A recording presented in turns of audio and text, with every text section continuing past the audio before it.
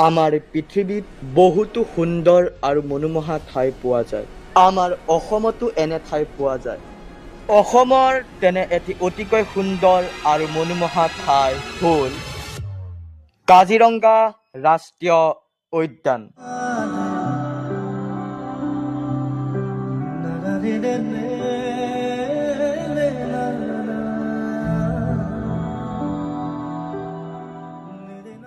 কাজিৰঙা ৰাষ্ট্ৰীয় উদ্যান কেৱল এশিঙীয়া গড়ৰ বাবেই নহয়, আন বহু অজান তথ্যৰ বাবেও বিখ্যাত। 1904 চনত মেৰী কাৰ্জনৰ পৰামৰ্শ মতে গড় ৰক্ষাৰ বাবে স্থাপন হোৱা এই উদ্যানখন 1905 চনত প্ৰস্তাৱিত সংৰক্ষিত বনাঞ্চল হিচাপেও স্বীকৃতি পায়।